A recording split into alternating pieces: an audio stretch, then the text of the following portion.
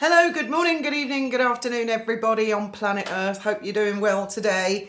Thank you all very much for the comments on last night's video. That's why I'm a bit later doing this one, because they're really interesting points of view that you all put across. And this is going to be a bit of a longer video. Graham's going to come and join me in a minute, I think. Join us. Firstly, I'm glad that a lot of you liked the title of last night's video. I couldn't resist it because really that spells out how I feel. And thank you to Ralph Owens. What a delicious bundle of delight and joy you are, coming on to troll my other people who are commenting. Always such a bitter little pill. And I'm sorry to disappoint, but yes, my channel is still here, despite me dropping the F-bomb in a title. And yes, YouTube did review it. And yes, it is age restricted. And as some of you have pointed out, you might have to give your personal copies of your documents to YouTube in order to watch it. Don't do that. Don't do that. I don't want anybody sharing their data because I don't entirely trust YouTube. So, little Ralph Owens, I'm so sorry to disappoint. Oh, bless. Perhaps you could work on getting your lips surgically removed from Harry and Meghan's backside. Or are you one of the paid army of the biggest online bullying campaign that planet Earth has ever seen? God knows who's funding that. Perhaps some sugars have crowdfunded to pay for it. Perhaps it's Harry and Meghan themselves. Who knows? After all these years, that vacuous woman that married Prince Harry, I don't believe you could find one single person who's homeless who could stand up and say, Meghan changed my life, Meghan saved my life, she helped with the homeless shelter. The money that she has spent on PR, I'm sure, could have funded 10 mansions that could have housed homeless people, people with drug addictions. She could have done something worthwhile rather than pumping up her own fragile ego and having fans, let's say her fans crowdfunded, to pay for a malicious, vicious online bullying campaign of anybody who dares to critique the Grand Duchess of planet Earth. There you go, that's my Meghan rant out the way. This video is not going to really be about those two waste of spaces. I can't stand either of them, quite frankly. So, she's very good at spontaneous vacuousness. Their date night, didn't I say in a video, the last point on them, didn't I say in a video only a couple of days ago, don't be surprised if you see them both turn up actually together at an event going, we're so happy and in love, we're in love, look at my smile, it looks like a shark. But I'm upset because Papa only gives me 2 million a year. How can I cope on 2 million a year? Hey Presto, up pops a video of Harry and Meghan having a lovely date night. Wow. Isn't that what everybody does when they've just been evicted? Go out to dinner and look so happy. I just got evicted. From my free mansion that I don't use. Lease not being renewed or whatever. Oh. Oh, and some of his fans are saying that the king should pay back the 2.4 million that he paid for the man. Sorry, did Harry earn that 2.4 million? But does Frogmore Cottage come with a free Rolls Royces and a Range Rover and things and chauffeurs? Did Harry earn that money? I mean, did he earn it in Burger King or McDonald's? No, it's his hand. Or was it just given to him on a plate? Another 2 million, Father. I've spent the last 2 million. Wow. Wow. So I've done date night and I've done the idiot that supports them. Oh yeah, my insomnia. Because a lot of you have been with me a long time know why I have insomnia, but a lot of newcomers don't know. I grew up in a mansion, which was mostly offices, and we lived in the flat above. My dad owned half the building. It was a law firm, and it was haunted, really, really old mansion, creaking and cracking all night. And if you look through my channel, you'll see the ghost stories, proper poltergeist activity. So from when I was a kid, I couldn't sleep. And then I had a really horrible boyfriend when I was about 15 who threatened to break into the house all the time and set fire to me and my parents. So that caused a bit of insomnia. And I just never really gotten over it. Until you were with me, darling. Yeah, You've been when we sleeping were all right since you've been with me, really. No, I still.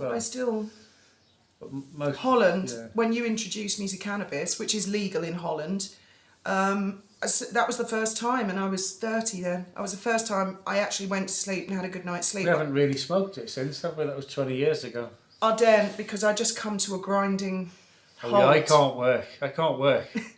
I just lay on the couch like that. like a vegetable. It's good though. It's good. It was though. marvellous because EastEnders would go on for like 2 Forever. hours. Brilliant, absolutely brilliant. And then I was ready for bed by the end of EastEnders. But when I lived in Canada, I was sent to Canada to live with some relatives when I was 15. A friend of mine said, "Oh, let's go round and see my dealer," right? And I said, "Oh, well, you know, what's a dealer?" And this guy put 2 blue tablets, like What were they? God knows. Anyway, he put 2 of them there and 1 glass of water. So I thought, oh, I'll take them. Rat poison. You know, I was just stupid 15-year-old. So I took them. He came back in the room and he went, "Oh my God, where have the pills gone?" And I said, I swallowed them. And he said, "What, both of them?" And I said, "Yeah, why? Is it something bad?" And he said, "Well, one was for you and one was for Cindy." He said, "Never mind, you'll find out." And I was awake for 4 days on the trot. I was hoovering in the middle of the night, much to the annoyance of my cousins. Must have been some I was speed or something off like that. my trolley, and I was so uncomfortable. I hated it, absolutely hated it. Just say no to drugs. And I've never taken anything like speed or cocaine because I'm a bit hyper anyway, so that's the last thing that I need. Yeah. Weed slows her down to normal, so she can function like everyone else. Bit beyond normal, actually. And yeah, I've done the YouTube restrictions. Yes, how much good could Meghan have done? Oh, loads. You think about it. I've mentioned this before. You've got people like Prince Edward who had his own TV studio, sort of production company, and he had access to everywhere. You know, and he could have made loads and loads of really interesting programmes, but they all criticised him and he just went into his shell, didn't he? It's a shame because Which I really is a shame enjoyed. because his stuff was really good. Edward on Edward was really good. It was brilliant, absolutely brilliant. You've got Julie Montague, who was an American woman who married into the British aristocracy, and she does loads of stuff, really good stuff. And I thought, well, Meghan could take a leaf out of her book and she could do loads of good stuff and team up with Edward and be into the media thing and do it all tastefully, of course. The royal family. I was thinking they could have done more than that, a lot more than that. As a starting point, you know, they could go on to do other things and they didn't do anything. There are literally... Oh, she goes, look at me, aren't I marvellous? Oh, look at me, sign up for my book, you can all queue up for my... But literally, there are so many homeless people, there are food banks in the UK, there's homeless people everywhere. She could have done... this thing he's doing, I think he's doing it tomorrow, with some guy, I forget the guy's... Did it weeks ago. Well, it's pre-recorded, but apparently it's live. This guy, firstly, has been criticised, apparently, by a rabbi who's involved with the Simon Wiesenthal Institute. Now, Simon is a big hero of mine. If you're not familiar with him, I'll put a link in the title. They actually made a movie called The Boys from Brazil. I'll see if I can find The Boys from Brazil. That was fictitious, but the Simon it was based story on Simon. was really, he was a Nazi hunter, wasn't he? He was. He wouldn't let it drop. He would not let it drop, and he's one of my biggest heroes. Anyway, apparently this rabbi thinks very poorly of the person that's going to do the interview with Harry. I don't know. A lot of you have said you really like this guy and you think he's going to tell Harry some home truths. I'll reserve judgment, but I just thought I'd point out, for what it's worth, if I heard just any old random rabbi criticising, you know, I might think, perhaps, I'm not sure, but when I hear Simon's name linked to it, my ears prick up. And, you know, Harry could have done, and Meghan, they could have gone out. They could have done loads of good stuff. They're charging $33 to listen to this puke fest from Harry. So tomorrow, I want to make it my business to go out and spend €33 on somebody who deserves it. And we'll probably go shopping at Aldi, and there's normally, isn't there, a homeless person outside. And I normally say, dame una lista, you know, que quiere, what you want. What do you want? Food, drink, money. And they normally give me a list of stuff, and I'll spend about €9 or €10, pre-cooked chicken, that kind of stuff, in case they've got no way of cooking it. Give that Moroccan woman a pre-cooked chicken. That's right. Oh, she was thrilled to bits. I saw in a trolley some people had given her raw meat. And if you've got nowhere to live. Anyway, yeah, so tomorrow we're going to find somebody like that, and I'm going to spend €33 on the shopping. as a protest that I would enough. not give 30. I know some YouTubers are going to sign up to it and take one for the team for the rest of us, and good for them. But I'm not giving him 1 penny. Not 1 penny. Give the spoiled brat millionaire your money. Yeah. Oh, yeah, sure. Yeah. So I'd urge all of you, if you can afford it, just even £1. Not in a charity pot, because I don't entirely trust where the money is going there, but like directly to someone. If you see someone on the street, just do in protest against Harry, and share what you did and where you spent the money. I think that would be far better spent than on that spoilt brat that's now homeless. He's down to about 10 mansions. Oh my God! But we're so in love. We're so in love. Doesn't everyone have a Range Rover? That's what he said. Yes, don't you? Where's the Range Rover? What's this? It's a bus. Oh, what a vacuous waste of space. And I'll tell you which tiara I think she wanted. Correct me if I'm wrong, guys. The Cambridge Lover's Knot has interchangeable pearls. That's the most famous one, isn't it? I don't think it's the most valuable. It has interchangeable pearls and emeralds, doesn't it? Could she possibly have had the gall to ask for the Cambridge Lover's Knot with the emeralds? Of course. It's the most famous one, isn't it? It's the only one I know. Vladimir tiara is pretty famous too. Yeah, but I'll shut up. Well, you're probably... I think you can be forgiven of not being into tiaras. But I know that one because Diana used to wear it all the time. Would you and it's got a wobbly pair on the front, hasn't it? So as a dude, would you ever have a fight with someone over tiaras and tights or flower girl dresses? No. Would you find that slightly humiliating if it ever came to that? Yeah. Feel free to elaborate. Anyway, getting on to more serious subjects. Not that pair of idiots. Sussex Police. Oh, yeah, firstly, a lot of you have asked, why was I on the run? Sorry, I always assume people know. If you Google Fiona Mont, there's a wiki page, and then you get a rough idea of what it was all about. In short, I was accused of running up invoices and company debt and not paying the bills. And initially the allegations were somewhere around the region of £8,000. I didn't like my investigating officer. I felt he wasn't being honest, which he wasn't, because he was subsequently fired for suspicion of conspiracy to pervert the course of justice in another case. But it's very hard to fight your corner when you're in prison, and he was implying he was going to apply to have me remanded in custody, and he was going to try and sequestrate my flat, strip all my assets, and watch me go down the toilet for, he was implying, about 5 to 6 years. I decided I didn't like that. I didn't like this fabrication of evidence and stuff. My 2 co-accused, he wasn't interested in them. You should save all this for the Netflix documentary.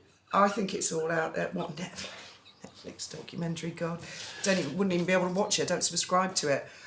So I went on the run and I asked Graham to come with me. He had a flying club of 5 aeroplanes that he'd spent years building up, and he dropped the whole thing to come and be with me. I was on the run for 3 years. And because my mother was a politician and Graham was a pilot, and Graham was in prison in 1993, so 30 years ago, for trying to import 20 kilos of cannabis resin. The Daily Mail found the whole thing too delicious. They never mentioned the cannabis. They just said drug. He was a drug dealer. He was never a drug dealer. First offence, using private aeroplanes and radios and stuff. So they had my mother, Tory politician. They said my family was posh. It is true. I did grow up in a sort of a mansion. Well, it was the flat above an office, but the whole building was a mansion. And the drugs thing, and they used to refer to Graham as 37-year-old Hesketh has run off with the private schoolgirl, making it sound like really weird. So that's what that was all about. And during my time on the run, obviously, Graham and I had a unique perspective of looking at things. Now, I'm looking at this story with Constance, the girl who is the daughter of an aristocrat. And I'm wondering, firstly, why were her and her boyfriend sort of on the run, so to speak? Because I think she's 35 and he's 58. It's not like they're a couple of kids. Normally, if people that age disappear, the police will say, well, that's up to them if they want to do that. So I find it quite curious. Perhaps she had substance abuse. I really don't know. I don't want to judge one way or the other. They have found the little baby. They think it's been past quite a few weeks. I've no idea what the story is at all, and it may turn out it's horrific. It may turn out it's tragic from her part. They make a big do of her partner having being on a sex offenders register because apparently he had a conviction from when he was 14 years old, but he received 20 years in prison, I think. That's pretty serious. But he's now 58. I don't want to judge him. I don't know the story. I mean, 14 is very young. What the hell happened there? But what I can say is when Graham and I were on the run, and it was really being on the run from the Daily Mail, because eventually I came back of my own free will. What happened was we moved around Europe. We were largely in Spain and then Portugal, and we moved to a little town, which I remember, I'll quote Graham exactly, said, "Who the hell ever heard of this town? They'll never look here." And that town was Praia de Luz, which, as you all will know, Madeleine McCann was taken from Praia de Luz. Now, I didn't like Luz at all. I didn't like it one bit. There were a lot of funny people in that town at that time. I don't want to diss the town as it is now, because I don't know. I'm going back 20 odd years, over 20 years now. But there was something creepy about that town. For example, when we first arrived, there was a bar run by an English lady. I won't say her name, but there was me and Graham and little Sammy and my daughter. She's changed her name to Faith now. And she had very blonde hair. She was like Madeleine. And this woman came out with an Instamatic camera and just, poof, took a picture of us. And we were all kind of stunned that she'd done that. I mean, taking pictures of other people's kids. And then she pinned it on a board in her bar amongst a load of other unsuspecting couples with blonde-haired children. And she actually had a West Country accent. She actually said, "I'll add that to my collection, my dears." I mean, it was like something straight out of Hammer House of Horror. And there were other weird things going on. And the GNR, the police there, Portuguese police, actually tried to snatch our little Sammy. She had a paddling pool outside, and we were living in a caravan, and she'd be out there in her little bubble bath, and I'd be watching her through the kitchen window while I'm washing up, and this police car pulled up. The guy opened the door. He had one leg out. He was looking around to see if anybody was looking, and I'm watching him through the caravan window thinking, what the hell?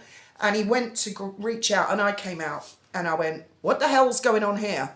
And he panicked, pulled his leg back in, slammed the door, and they skidded off. They actually left a dust trail. They were so keen. After that incident, I said to Graham, this place is too weird for words. I'm going back. I'm going to go back, because if I don't, someone's going to take our little girl and we'll never see her again. And we're on the run, and we're in a situation where people will criticise us. And I would rather go to prison in the UK than lose my little girl to some weirdos or pedos. So we booked a flight, and I flew back on my own. I said, I don't want to see anything. If they're going to wrestle me to the ground, machine guns at my head, and everything. Honest to God, that's Daily Mail made it such a big doodah. I honestly thought that's what I was looking for. I flew back. Everyone else went through passport control, immigration, except for me. There was lots of scrutiny in my passport. Had to be taken in a room behind a big mirror. I felt they were all looking at me. I was there for about 10 minutes. Everyone in behind me. They let me go. I told my mum, who'd come to pick me up. We were followed by several black, very sinister-looking vehicles all the way back to my mother-in-law's house. The next morning, I said to my mum, I'm booking a flight back. They've had their chance. If they want to come and talk to me, that was it. And the next morning, there was this horrific bang on my mother-in-law's front door, like bang, bang, bang, bang, bang. My mum was there. We were all like, oh my God, the flying squad's coming in. But it turned out it was a neighbour of my mother-in-law who was deaf. And apparently that's how he knocked everybody's door. I mean, I said to him, don't do that, mate. Anyway, I flew back. Everything was fine. And bit by bit, we moved our stuff back. So in comparison to Constance, and I don't know her situation, a lot of you in the comments said, couldn't she, if she gave birth to the baby and they couldn't cope, couldn't she have left it at a hospital? Absolutely, I agree. Absolutely. And it's tragic that she didn't, and I can't think why she didn't, because in my circumstances, I elected potentially to go to prison rather than leave my daughter at risk in Praia da Luz.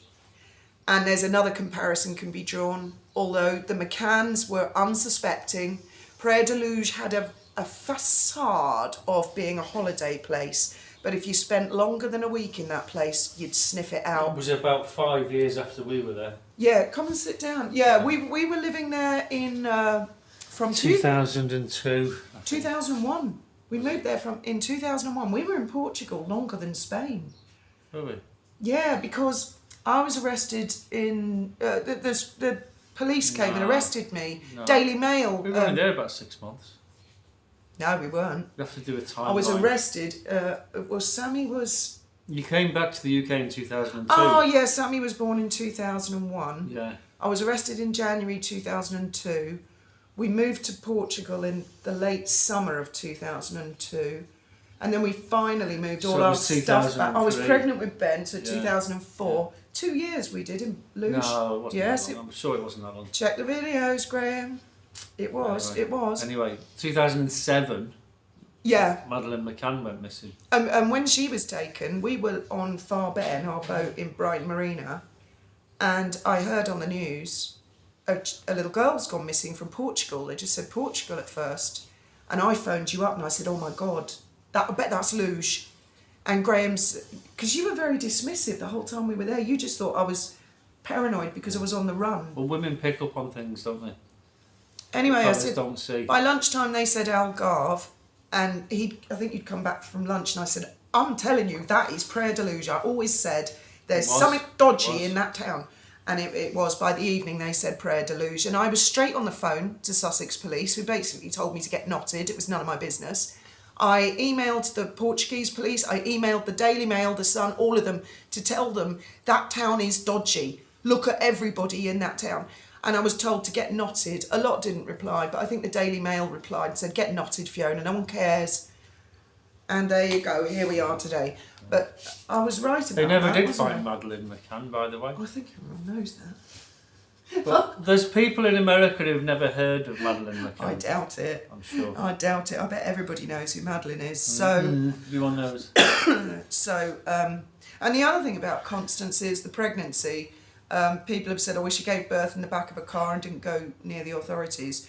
I can totally relate to that because with Faith, if you're on the run, they'll nick you as soon as you show up. Yeah. With Faith, I had one scan at a private clinic before. What were they on the run for? And then I just turned up at Marbella Hospital. And then they tracked me like a DHL parcel after that. They pretended that she was dying. This was UK police got the Spanish police to come and tell me she was dying. So we were freaking out over that. She wasn't anything of the sort. How evil of that. I'm not criticising today's Sussex police, but the people in Sussex police then that were involved in that, evil, to tell people that their child is dying in order 20 years ago. To track them. And with Benji, I wasn't on the run. But again, I went to the doctor, I saw the registrar, I said I was eating liver. The chief nurse or whatever she was, she said, oh, don't eat liver, you'll have Down syndrome. So I asked to see the chief registrar, who's a lovely Indian guy, and he said, what a load of nonsense. You eat liver, that's good. And then I just turned up on the night. I phoned them up first and they said, well, no, we didn't know you were coming. I said, well, I'll go out in the bushes and do it there, shall I? So I'm not really much one for doctors. You're not on our list. I just, they brought a wheelchair, didn't they, to the reception. Said, I said, what do I want a wheelchair for? I could walk to the room, for goodness sake. And they were lovely, they were brilliant. But so... Worthing Hospital. I can sort of see where... I just can't understand why they were on the run. I mean, run from what? From having done what? I can't... I'm sure it'll come out. Nothing can have been that bad as compared to what is happening now. Well, if they were reported missing, who reported them missing and why were they reported missing? Because like Fiona said, if you're over 18, you can go where you want. Oh yeah. I can't understand that part. I really can't. I'm sure it'll all come out. And one of you guys said there's one version of it will come out. Someone said in the comments on the last video that a little boy who's only 5 years old was beaten to death by his friends. Isn't that awful? Where was that? In America, I think. And a 17-year-old boy's remains have just been found, I think, in Somerset. He went missing months ago, is how his parents must... Which brings me back to those two vacuous idiots, Harry and Meghan. You know?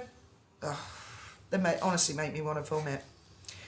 Done Constance, done Prayer Deluge. Oh yeah, now this is one for you. The comparison between Sussex Police and is it Lancashire? Lancashire Police. Now, I'm not talking about their policing and investigation. I'm talking about their PR here.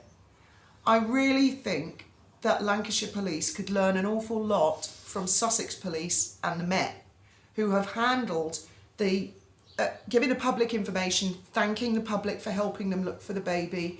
The comparison is vast, isn't it, to Lancashire Police, who are, get away, don't ask questions. Who do you think you're talking to? With some, I don't know what that police lady was, in a tight miniskirt and It's probably giving Chief it all Constable. that. I don't know where the hell she was coming from. I don't know. But I think But there's- Sussex Police and the Met. You've got to be transparent, and you've got to tell the public as much as you can. Obviously, there's things that you can't tell the public because of operational reasons. You're trying to catch someone for something, so you can't say too much. But I think just shutting everyone out, nothing to say, go away, go home. Yeah. Then you're going to promote speculation, and then you're going to complain that people are speculating everywhere. And more than one of you guys commented and said, I wonder if it's a bit of a Sarah Everard situation. Now, that's quite a leap, but I can see the lack of trust after the Sarah Everard case, and then you have a whole force going, no comment, Can I not just talking. say, for the benefit of people in America who might not know who Sarah Everard was, she was a very young, beautiful woman who was abducted by a serving police officer, murdered. Now, raped and murdered, and he's now in jail, obviously. But I'm not they're saying... thinking, is it a police officer that's done her in and put her in? So you don't know, and if you don't tell people anything, people are going to speculate. They're going to come up with all kinds of bizarre thoughts. And this is it's going just to purely spread on around, a and PR... people are going to gossip. So Sussex Police have done very well, I think. On a PR level, Sussex Police, to me, look like a completely different animal to the ones I dealt with back in the day. Good God. Yeah. Talk about corruption. And... That one was for me, by the way. What one was for you? That one. What one? The one you just said. You can wind the tape back. You said, Oh, this right. one's for you, Graham. Yeah. I mean, I just wanted to clear up, because some people think we're talking about the case and what happened to Nicola Bulley, or what happened to Sarah Everard. I'm talking about PR. The police have lots of jobs to do, and one of them, one very important part, is PR and communicating with the public. Well, they're always appealing to the public for help.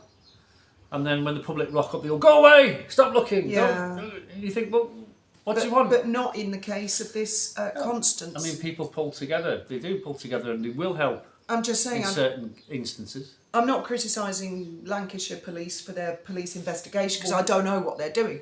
But I'm just saying that the people that they had from the Metropolitan Police and Sussex Police came across very, very well on the news, communicating the problem. And also they're going to have the post-mortem they're having straight away, whereas in Nicola Bulley's case, we're going to wait till June, everyone forget about this one, don't talk about this one, which again is really odd. It's because the lack of communication from Lancashire Police that people are speculating so much. We should get more information out of them, unless there's something that they're hiding. And that could be a few reasons why they're doing that. I mean, the Metropolitan Police was straight on that. What was he called? That Sarah Everard. Wayne Cousins. He was a Metropolitan Police officer with a gun, diplomatic, had a machine gun. Right? They were straight on him, and they put his face on the news straight away. Oh yes, we've got him. We're prosecuting him. We're doing this. No we're investigating excuses. it. And credit where credit's due. That's good. That's a good thing. But what's the story with Lancashire Police? I don't know. We don't know. They're not. We'll telling have us to wait anything, until June. By which time until June, we'll probably all have forgotten, won't we? And one of you guys, on the last point of Constance, after I'd been on the run, then I came back. I'd been back about a year and a half. I phoned Sussex Police and they said you were never wanted. You were the lady actually said Fiona who? Never heard of you. I was all over the newspapers, all over the TV. They just denied knowledge, and she said, this was the Chief Constable's assistant at the time. She said, would you like to file a complaint? And I said, no. What about? I didn't want anything more to do with the police whatsoever. I just sort of want to go away and live my life. Not grudge bearing like Megan. Couldn't resist that. God, gig. end of. Yeah, that was the end of the situation. But then, like a year and a half later, Sussex Police didn't tell the Daily Mail I wasn't wanted. Daily Mail found out I was working in a pub, and oh my God, all the press descended. And someone came up to me in the bar and said, is it true that you buy every single copy of a newspaper from the newsagents across the road from the pub? And I said, I've never been in that newsagents. And they said, it's in the paper. Apparently you smoke Benson and Hedges. And I said, I don't. I smoke Super King Black, which I did at the time. They showed me this newspaper article, and it was saying, Fiona does this and Fiona does that. And I thought, this is all bullshit. None of that is true. Yeah, well, you get people who jump up and, I know everything about everything, blah, blah, blah, blah, blah, blah, blah. Just to give you some idea. Just to get some attention. And also, you wanted me to wear your dog tags. Did I? So I was wearing them in the pub, and a journalist said to me, why are you wearing Graham's dog tags? How do you know they were mine? Well, I think they asked, and I said they're Graham's. Oh, right. Because I've never been in the army. And I said, oh, they're Graham's. So they said, oh, she's scared of Graham. He forces her to wear his dog tags. Do you remember that? Because they thought he was the dominant one in the relationship. Thought wrong there, didn't they? You like it when I treat you rough. I wish she would. She'd be really good at it if she was. I'm not into all that. I can't be bothered with all those whips and She's chains. not.